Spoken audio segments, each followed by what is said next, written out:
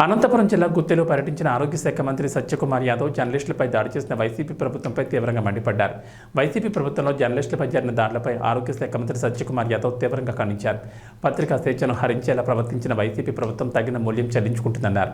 YCP ప్రభుత్వం ప్రతిపక్షంలో ఉన్నప్పటికీ జర్నలిస్టులకు రక్షణ లేకుండా పోతుందన్నారు.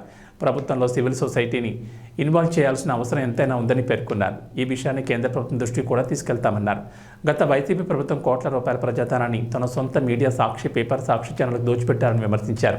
రౌడీ పార్టీలను రౌడీ వ్యక్తులను చూసాం కానీ రౌడీ పేపర్లు రౌడీ ఛానల్స్ను చూడాల్సిన దౌర్భాగ్యం జగన్ ప్రభుత్వ పాలనలో ఉండేదన్నారు.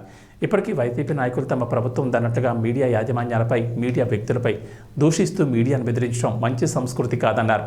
ఇందుకోసం జర్నలిస్టుల దాడులన్నింటినీ ప్రధానమంత్రి నరేంద్ర మోడీ వద్ద చర్చించి జర్నలిస్టులకు రక్షణగా ప్రత్యేక చట్టాలను కూడా తెచ్చి బాధ్యత కలిగిన జర్నలిస్టులకు తగు న్యాయం చేస్తామని వైద్య ఆరోగ్య శాఖ మంత్రి సత్యకుమార్ యాదవ్ హామీ ఇచ్చారు. మీడియా వ్యవస్థలను భారీగా భయపెట్టే పరిస్థితి నెలకొందా ఉంది. దీన్ని ఏ విధంగా మీరు కేంద్ర ప్రభుత్వం ద్వారా జర్నలిస్టులకు భరోసా కల్పించారు? ఖచ్చితంగా అందుకనే మేము చెప్తున్నాం, దీనిలో సివిల్ సొసైటీని కూడా ఇన్వాల్వ్ చేయాల్సిన అవసరం ఉంది. ఎడిటర్ గిల్డ్ కూడా మీరందరూ కూడా పత్రికా నేతలకు కూడా అందరికీ నేను చెప్తున్నది ఒకటే, ఈ రకంగా అరాచకాలు జరుగుతున్నాయి. అనేక చూసాం మనం. రాప్తాడులో గతంలో ఒక ఆంధ్రజ్యోతి విలేకరి మీద ఏ రకంగా దాడులు చేశారో, ఇదే ధర్మవరానికి సంబంధించిన అతన్ని పెనుగొండ అచ్చిలమత్తూరు దగ్గర దాడి చేసి కొట్టారు. ఇది ఆ ధర్మవరం ఎమ్మెల్యే మనుషులు. బీజేపీ కార్యకర్తలు ధర్మవరంలో ప్రెస్ క్లబ్లో ప్రెస్ కాన్ఫరెన్స్ చేస్తుంటే ఈ రౌడీలు వెళ్ళి అక్కడ వాళ్ళని దాడి తలలు బౌలు కొట్టారు. వీళ్ళు ఇవాళ మళ్ళీ అదే పని చేస్తున్నారు.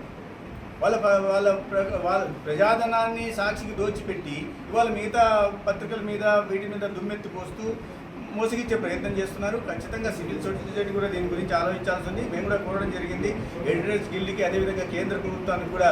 ఇటువంటి రౌడీ పార్టీలను చూసాం, రౌడీ వ్యక్తులను చూసాం, రౌడీ పత్రికలను చూడాల్సిన దౌర్భాగ్యకర పరిస్థితి ఇవాళ రాష్ట్రంలో నెలకొని ఉంది. రౌడీ ఛానళ్ళు కూడా వచ్చేసాయి. దౌర్జన్యాలు చేసి మళ్ళీ వాటిని మసిపూసి మారేడుకు వేసి అబద్ధాలుగా ప్రచారం చేసే ప్రయత్నం జరుగుతూ ఉంది.